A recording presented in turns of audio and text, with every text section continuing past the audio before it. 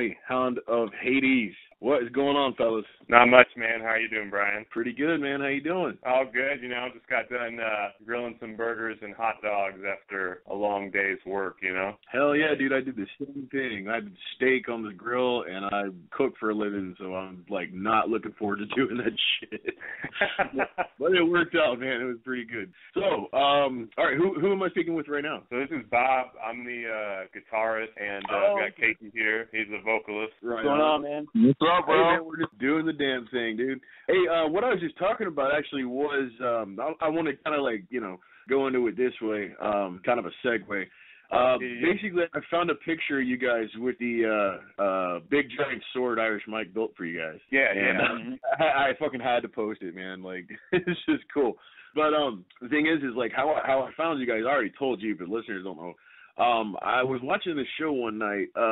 It was coming on television. I'm still trying to figure out if it's still on the air or what. But it's called Big Giant Swords. It was kind of I would say a pseudo-reality show. What would you guys call it? Oh yeah, it's about the same thing. I think the producers when they kind of were pitching the idea to us and stuff like that, because we actually got hit up way before, probably months before any actual filming went down. And so just to kind of summarize the story was, so they saw the album art on our first album, Keeper of the Gates, which we had done for us by a guy named Gonzalo in Chile, which was really cool. But they saw that and kind of just stumbled upon our band, and so they actually had this concept of doing a Cerberus sword or whatever before they found us. But when they found us, they were like this art is perfect, and you guys' sound is perfect, and we got to run with this. And so originally, I don't think we were actually going to be on the show, but just in talks, and you kind of sit there and you go, well, cool, yeah, you can definitely use our art, but our music too. And then the next thing you know,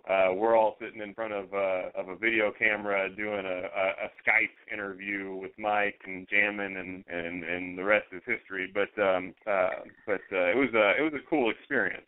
I bet, man. I don't know what it is about Irish Mike. He seems like a guy that you could probably chill with for a while, and laugh and shit with him, and then eventually you're gonna say something to piss him off, and he's probably going to kill you. Oh yeah, right. And he could too, right? Because he could fucking crush you with one. Exactly. He's got enough shit and enough knowledge to whip together some MacGyver weapon and chop your face off. Man. What's cool about Mike is he likes metal. So one of the cool things about they did that video at the end where he was destroying shit with the sword and all that stuff. Right. And he came up with that whole concept. He's just a crazy fucking Irish guy. Just like us, man. That's awesome, dude. But no, the night that I saw it, I was instantly, and I've told you guys this too, but I was instantly shit, this is a really good band. You see bands on television shows all the time, and you're just man, typical, bullshit, that you're going to see on TV because the network liked it or whatever the fuck. But you guys straight up stood the fuck out to me, and I was like, I got to hear more of this shit. So I did. Then I contacted you. Now we're talking now. But this was months ago. So. Oh, yeah. So I remember when you talked to us a couple months ago, and you played Decimate the Storm and stuff like that, which is awesome, by the way. Thank you. Any time we get a chance to talk to people and stuff like that, it's cool, because we're from. So I know that it's a little confusing, Rogers, Bentonville, whatever. So Northwest Arkansas is its own little scene, right? And we're all just kind of this little local area or whatever.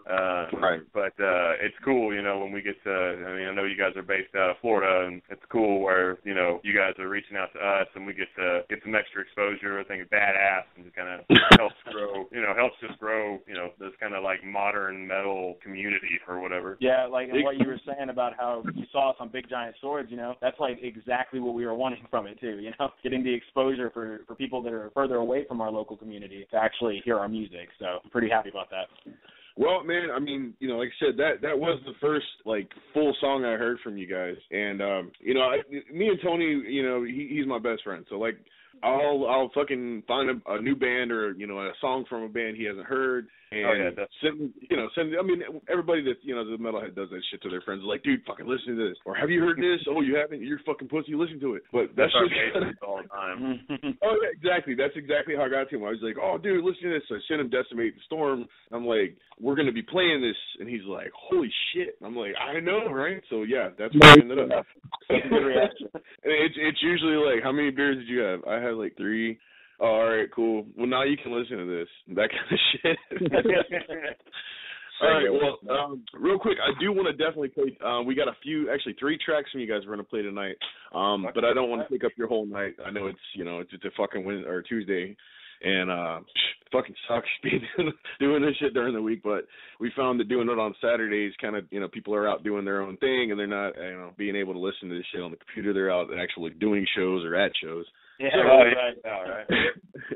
So we switched to Tuesdays, and we're going to kind of see how it goes for now, and then whatever. But like I said, we got 3 songs from you guys. But I do want to ask a question real quick before I play this song, and it kind of has something to do with the song.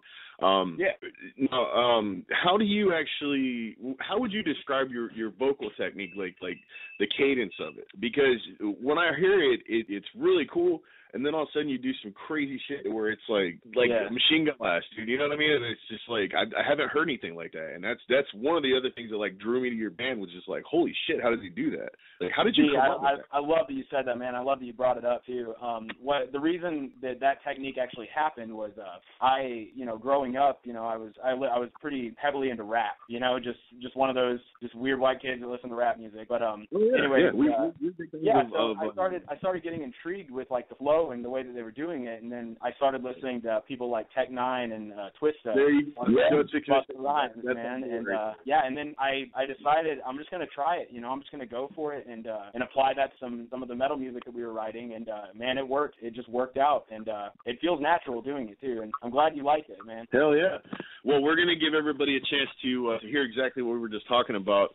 This is the second time we played this song on the show, but we want to definitely do it with you guys here.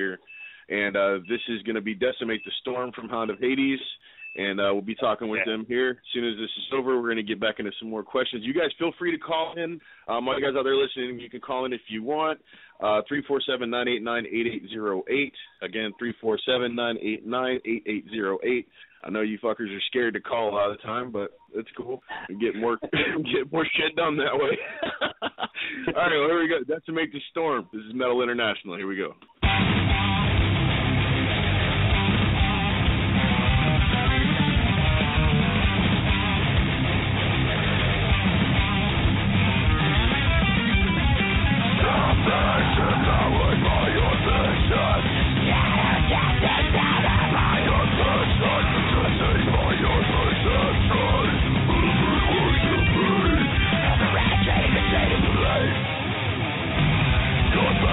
With the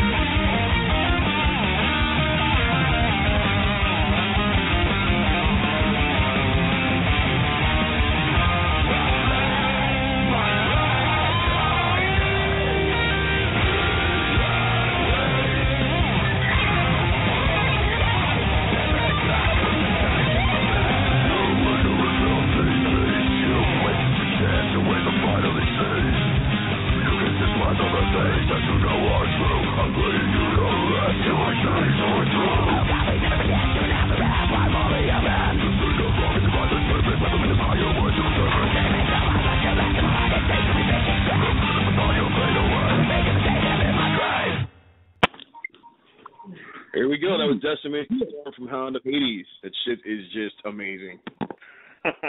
That is fucking sick, dude. I mean, that right there is why this band, new fucking band that I've never heard of, is now one of my new fucking favorite bands. That is just distracting.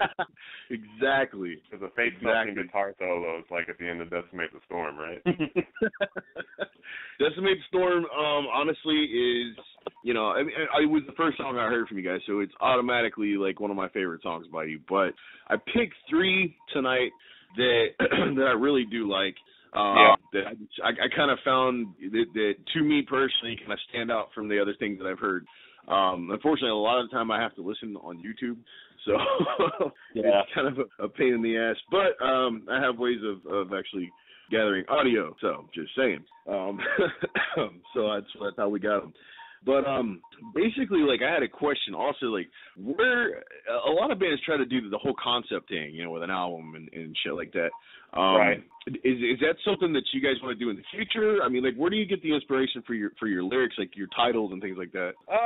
So, I mean, it varies, right? So there's our main kind of like image, I guess, is kind of like encaptured in a little bit of Greek mythology. I mean, with Hound of Hades and Cerberus, and so there's definitely some roots there. You know, in fact, the whole Keeper of the Gates thing is like, you know, Cerberus is the Keeper of the Gates of Hell, and so, you know, we thought that was pretty kind of like a brutal concept, and we went with that. But I mean, there's like a lot of different things. For example, we have a song on Keeper of the Gates called "Lens of Truth." And there's a couple things about that song. The song is actually inspired by a film by John Carpenter, who is the director for the original 2 Halloween movies, and he did The Thing and Big Trouble in Little China, a lot of different stuff, but he did a movie called They Live. And and so Lens of Truth, its lyrics are kind of roughly based on that concept. We have lines like a vivid veiled entombment, and in the movie, like, you put on these glasses and then all like the advertisements of the world turn black and white, and they say, like, you know, subliminal messages and all that. So you know, it's varied, man. We don't try to be too political, but we like to tell stories. That's another thing with Keeper of the Gates. You know, we dabble in a couple of different things on that entire album. Like, we have what Bob was talking about, the Lens of Truth. It was about They Live, and then we have a song called Prophecy, which is about the story of Oedipus in Greek mythology, and that whole song is just telling the story of Oedipus through our eyes and just our take on it. And when it comes to actually, you know, finding what to write a song about, we all just, you know, we read and someone brings up a topic and they're like, hey, you know, this would be a cool thing to write a song about, and then we all start researching it and we pick apart if we can actually make a good song out of it. And we don't want to do anything subpar, you know. So we want to make sure that we write some good songs. But then, you know, on Keeper of the Gates, we have a song called Man Tracker that's just about zombies. You know, we love zombies. We have some fun too, you know. So. But that's cool, man. You mentioned John Carpenter's The Thing. That's one of my like top 5 movies of all time. Yeah, man, I fucking love John Carpenter. If you ever get a chance, there's a movie that he made called Prince of Darkness. And I remember that. Yeah, I saw that one. I saw it back in the day. It's a little slow, but it is just kind of like a weird psychological, like, I fucking love it. I like his style. It's a little, you know, it's 80s, so like, you know, if you don't like 80s film, then most people won't like it, but I think it's cool. But you know, but we just try to keep it fresh, man. And a concept album is something that we've kind of thought about doing. So Decimate the Storm is actually like one of the first songs. We have The Thing coming out, right? Like, we're going to write another full length, and I know that you guys are kind of Star Wars nerds, so I promise you that we'll write you a Star Wars related theme song or something like that. Oh, hell yeah, dude! Start on it immediately. Yeah, it'll be loosely based, right? But like we might sneak in like a Palpatine, like, do it or something like that, or whatever. Palpatine has such a fucked up personality. I mean, he's just like this monstrous fucking evil piece of shit, and you know, and it's just like, there's our main point of view right there. Exactly, he's a fucking like he's the character that you were meant to love to hate. And when you see Vader like power slams him into the fucking trench there, and you just watch him all the way to the bottom, nah, and then the big bolt, you know, explosion. And the shit, because right before that he's zapping the piss out of Skywalker, and he goes, "And now, young Skywalker, you will die." And he's just die, motherfucker. But it's just Palpatine is just such a shady character, because like he came out as, you know, this two-faced piece of shit political guy, which, well, there's a stretch. But he's talking all this good shit to everybody, and meanwhile in the background he's, you know, causing all this chaos, you know, with the Senate and everything like that. And it's just like, golly, man. And then you find out he's the Emperor, and you're like, duh. Fucking asshole. But yeah, Palpatine is, I mean, the Star Wars universe is just ridiculous with villains that are very interesting and have, like, you know, insane backstories, you know, so yeah, that's definitely material. We love good stories, man. So like we always try to, like, when we write our songs, like all of them, even if they're goofy, like a Man Tracker about zombies or whatever, like they will all tell stories. Like Decimate the Storm is a story with 3 characters, and it's basically about it's a victim, a really bad guy, like an asshole who just, you know, uses people, and then it's about, and then at the end where it's just going crazy with the vocals going fast and they're going back and forth. It's actually like an argument, but this guy is like begging to have his life, and death is basically saying, you know, this is the end, and then the last line is you'll obey till the day that you're in your grave, and so so he kind of dies or whatever, but but it's all a big story. You know, we always try to, I don't know, it's so easy, like as like a metal band or a death metal band or whatever the hell you want to call it. You know, it's all just metal to me, but it's easy to have lyrics that are just like go out and, you know, cut throats and something that I kind of as a vocalist, you know, I kind of want to, I pride ourselves in the fact that we don't just have person A speaking to person B, like that, and you know, not saying anything bad about all these, you know, metal bands that do that. We even have a couple songs that stick with that mainly, but I like to pride ourselves, like we have person A talking to person B, then we have person B speaking back to person A, and then we have person C that's just a third-person storyteller talking about the situation, you know. And exactly. I like that we do that. We like to take apart our lyrics and make it something that people, if they actually read the lyrics, that they can you know, follow along with. Well, shit, man. There's the lyric video for Decimate the Storm right there. People, you guys can check it out on YouTube. Just type it in. Absolutely check it out. Everybody out there, check out the YouTube. Awesome. Oh, and the Twitter. Oh, and the Instagram. Oh, and the Facebook. Feel free to shameless plug there. Like and follow and all that good stuff. For real though, we are going to do some really cool stuff with the YouTube here pretty soon. I really want to expand and kind of do some things that are outside, you know, like from videos of us breaking shit with the sword, which would be funny, especially if one of us gets hurt. But the sword's like 200 pounds, by the way, so it ain't no tiny. I guess it's nuts. But we want to do some stuff where like we do some playthroughs and teach you how to play some of our songs and some of our riffs and take you into the studio with us. And I want to use YouTube as a way for us to really expand what it means to be, you know, part of Hound of Hades, and so there's funny stuff and just a bunch of different stuff. So right. Cool. I mean, that's cool, because that's the same thing that we're planning on doing, hopefully sometime soon, with the other side of what we do. With Elite Fiction Entertainment, which is our production company. We've been trying to get a movie off the ground of some kind. We got ADD when it comes to that shit, so we have a lot of different ideas we want to start on. We actually started a zombie movie. Tony, it's been like over 2 years ago when we started. Zombie movies are fucking expensive. That radio was kind of a thing that we got into. It was more lucrative, the radio show. But yeah, lo and behold, we will be back on that pretty soon. But yeah, use our song Man Tracker in your zombie movie. Man. Yeah, if you're gonna have a soundtrack, you know, you gotta have a song about zombie movies, right? We're gonna do the soundtrack for that movie eventually when it gets finished. Which, God Almighty, dude, it's zombie movies are fucking expensive, man. Holy shit! Yeah, all those effects and blood and fucking all that crazy shit, man. But we wanted to do the soundtrack to that movie because it's gonna be a different kind of zombie flick. Like everything's Walking Dead and fucking shit like that these days. Which, don't get me wrong, I like Walking Dead. It's pretty cool. But at the same time, it's become stale and stagnant these days with zombie movies because it's the same old, same old. We wanted to do something kind of in the vein of a trauma kind of movie. Because we wanted it to be funny and just blood and guts and, you know, metal and punk driven. That's what we wanted for the whole movie. Absolutely. And we kind of, you know, wrote the script around that idea. And it's basically the zombies become coherent, I guess, to some point, and they start having like I don't know, classes on how to hunt humans and things like that. I mean, it's ridiculous, but that's fucking awesome. I really like that, actually. And there's no, like, the zombies aren't going to talk. It's just going to be like, subtitles. That'd be funny as shit, I thought. They've got their own, like, little language of grunts. Right. They just kind of nod. No. I don't know. They just sound...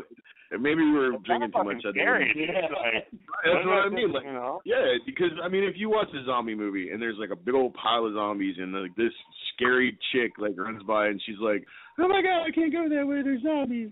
One zombie turns around and goes, ugh, and then all of a sudden all the other fucking zombies turn around and go, ugh, and that bitch dies. Yeah. So they're saying something.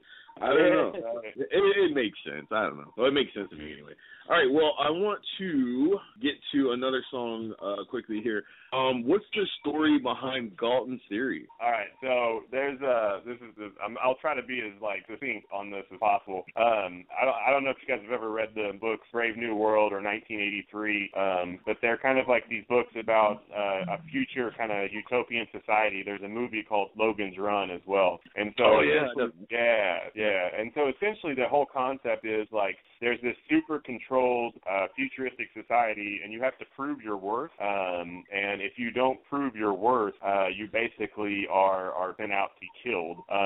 And the whole the name comes from Sir Francis Galton, who is the guy who coined the term eugenics, like survival of the fittest. And so it's basically I like to call it like selective natural selection, because you're basically just taking you are identifying who the weak is and eliminating them, or who the not useful people are. And so that's just one of the things. I mean, it's kind of like it's not really a political song. It's just kind of one of those things where it's maybe a cautious reminder that if you don't sit there and keep an eye out, the people in power can take too much power. And that's not to say that that's happening or whatever. I'm not a conspiracy theorist or anything like that. I'm just saying, it's happened in Germany, it's happened in North Korea. These people control everything, and if you don't watch it, it can happen. So, it's just a friendly reminder that there's some really great writers who have envisioned this kind of stuff, and kind of scary to think about. But it's a fucking cool ass metal song topic, so why not, right? Exactly. That's what's cool. I mean, I love bands that do kind of what you guys do, and that's, to definitely tell a story with a song, because that's what songs, started off. You had the minstrels back in medieval times that would play this stupid lute and sing like a fruit or whatever, and basically like tell a story about some knight's conquest over some shit. I don't know. But it was always like telling a story, and the music progressed from that. And even with like Beethoven and Chopin and things like that, classical music is meant for the melody of the song to tell a story about things. Some of them like the shit sounds cool and I'm gonna make a song out of it. Here's my piano. But a lot of that shit would be like, a requiem or whatever like that, and there'd be a story behind the song, even though you didn't have words to listen to and read. Right, that emotion. Story. Exactly. But I mean, that's the whole point is like there's so many bands out there that just play music and have no direction. It's usually crybaby shit, Some guys about my girlfriend broke my heart or whatever, and it's just like, all right, enough. There's no doubt. And then you've got there's so many bands that just sometimes I feel like they just try to find like some modern brute band kind of find like maybe if I say like fuck and society and hell came with me or whatever the hell, Exactly. That to me is like that's cool if you want to be brutal, but you got to have some substance somewhere, right? You do. It's not all about breakdowns and fucking what do they call it? Sweeps and fucking the whole new gent thing or whatever you want to call it. I don't pay attention to that shit. It's music to me, but it's fucking music. A lot of bands are like music. We gotta exactly. There's a lot of bands that like have pinch harmonics in every single fucking song on purpose.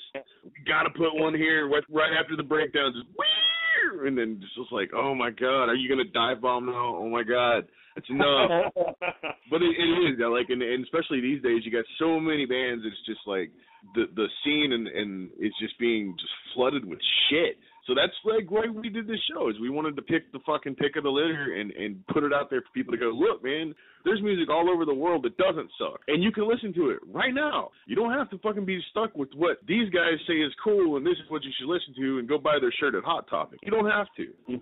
Find it yourself. That's what's good about the internet. You can find things yourself. You can find information. You can find, art. You can find everything that is meant to be found is there, but people use it for dumb shit. Oh, yeah. I just did it. Today, matter of fact, I don't know if you guys have seen it, but these kids these days are doing this thing where they'll put like a cup on their lips and like suck in the air from the cup. Man, I saw a video of that last night, man. I am so confused at what the hell that even is. Like, I didn't realize that was a thing, It is. Apparently, some chick, I don't know, something Jenner. I don't pay attention to much pop culture. One of those people, yeah. Yeah, well, she's apparently got these big-ass lips or whatever, and the kids are like, oh, I can do that, and fucking swell their lips up and look like they just, had a fucking shellfish allergy and are stuck with big fucking clown wax lip looking things for 2 days, and it hurts. And now you look like an asshole on the internet.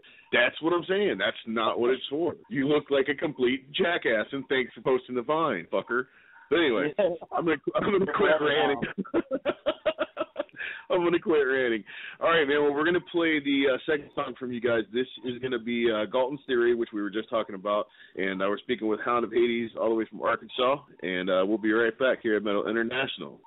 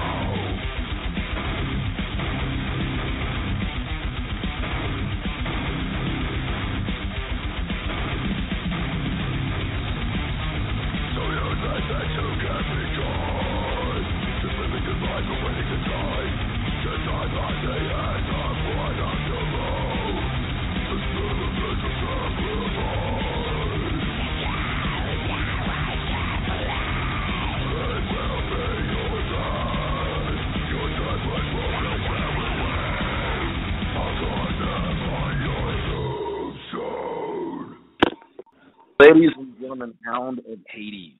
Fucking amazing, guys. This is Anthony once again. I got a quick question. First off, the sword. Is that sword as heavy as it looks like the two of you guys are holding it up? Yeah, it's like 200 fucking pounds. Like, no shit.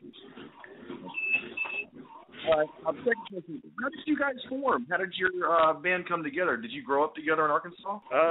So basically, what happened was our other guitarist, who's not on the call with us, we were in a band together a long time ago, and we like kind of, I don't want to say grew up, but we learned how to play like guitar like for real together. And so we were in a band. He branched off and wanted to do something a little crazier and heavier, and originally I was just going to help or whatever, right?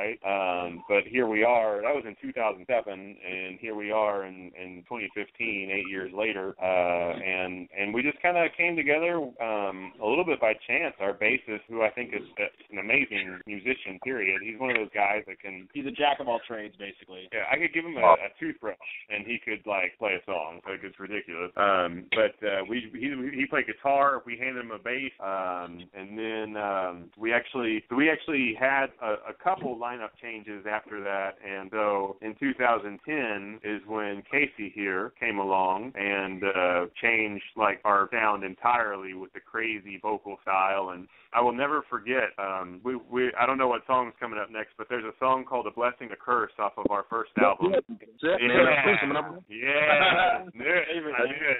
at the end of that, there's we call him this anyway, by the way, when he goes fast. At the very end of it, he keeps telling us when we're in the studio, like, I've got this part at the end, man. I got this part at the end. You're going to love it. You're going to love it. And so he sits there and he does it, and it's, that, look at him now with his mouth on shut and his hands in his pockets, probably them low in the mud. And, like, our producer, me, our bassist, and Joe, we were there, and we all just kind of sit there and look at each other, and we're like, oh, my God. But we actually got a new drummer this past year. He's the drummer that plays on Decimate the Storm and our two new songs on our Resurrection trilogy that's going to come out, and he's incredible.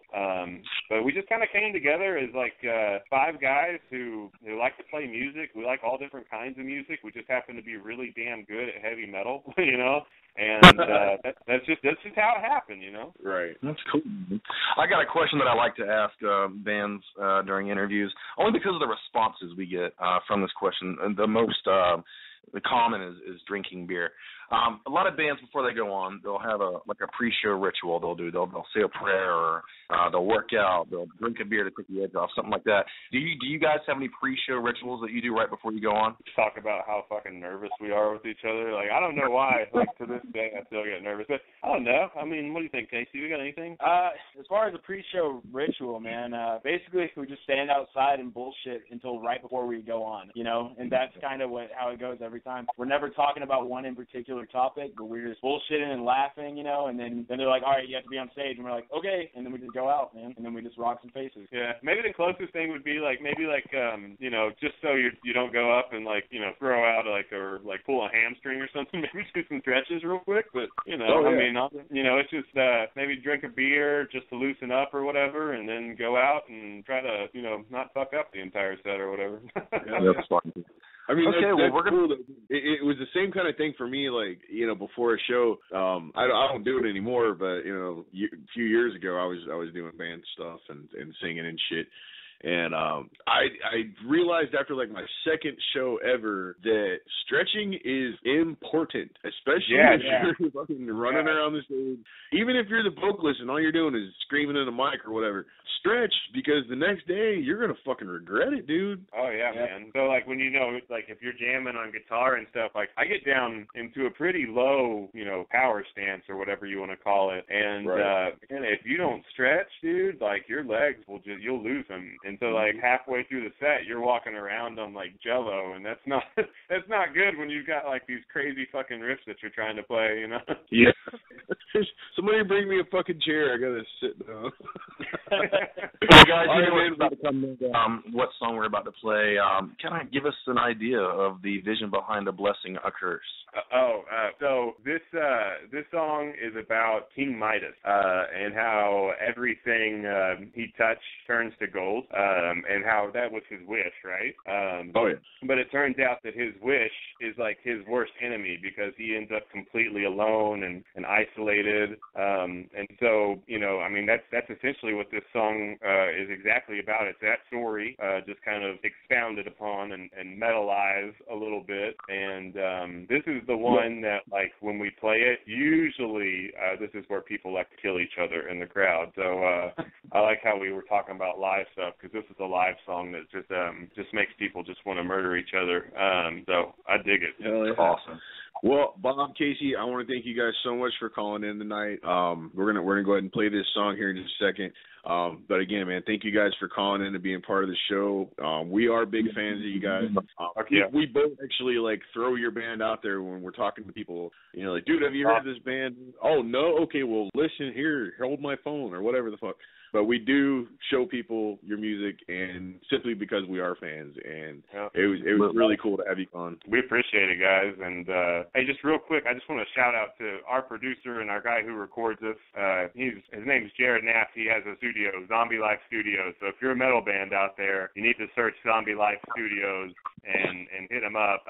He's in Missouri, and he's just amazing. And part of the reason that I feel like I don't, not to sound like we're super popular or what the fuck ever, but I think part of the reason that we've got a good following is because he's been able to help us, craft our sound and record us well, and he's just a good fucking awesome guy. So just wanted to give him a quick shout out. But fucking thank you guys so much for having us on, and yeah, we appreciate it. This is it's been fucking fun, man. Yeah, it's cool.